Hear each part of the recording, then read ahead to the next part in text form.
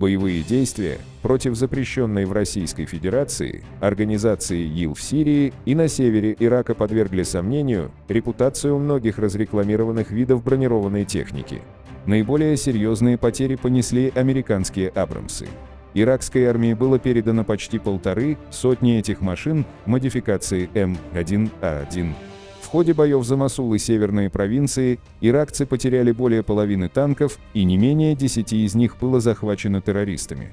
Это много говорит о боевых качествах иракской армии, но и сам танк зачастую оказывался бессилен против современных ПТУРов, российских Корнета, Фагота и Метиса, американского ТОУ-2А и европейского Милан-3.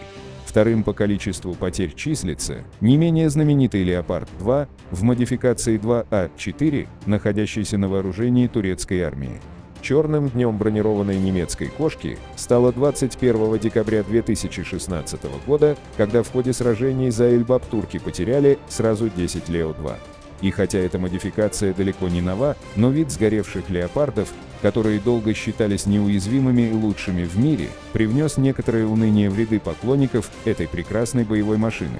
Всего за кампанию турки потеряли от 12 до 14 немецких танков, и это очень много, учитывая то, что армия Турции не вела долгих боевых действий и в войне в Сирии напрямую участвовала лишь эпизодически. Для российского Т-90 война в Сирии стала полноценной боевой премьерой.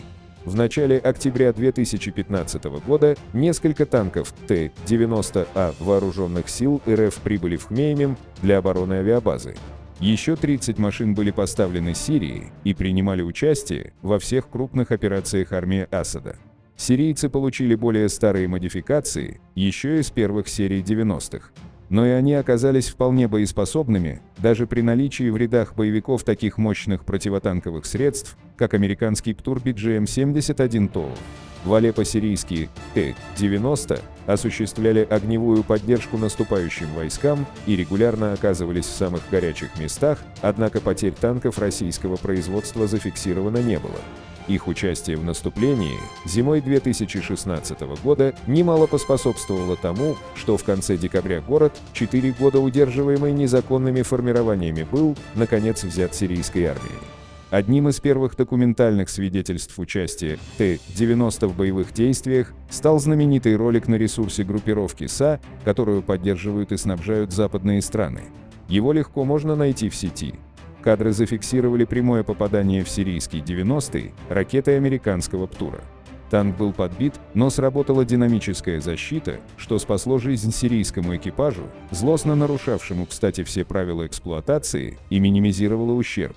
Повреждения, нанесенные машине, оказались незначительными, и танк вскоре вернулся в строй.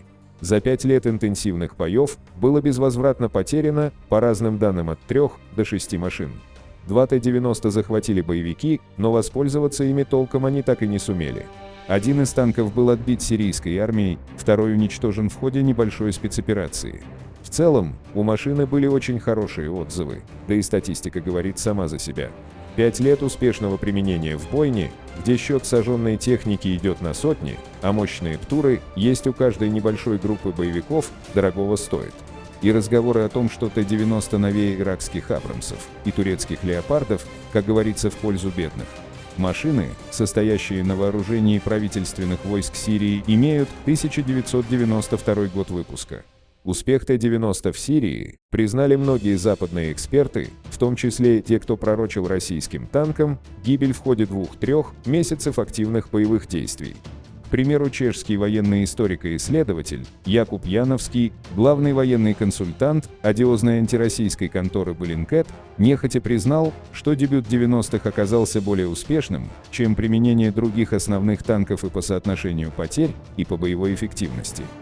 Учитывая откровенную русофобию Яновского и тот факт, что он по кадру изучал множество видео и фотоматериалов, это звучит почти как комплимент. Чтобы поддержать канал, поставьте лайк и подпишитесь. Это очень поможет мне в создании новых видео. А мы увидимся в следующем видео.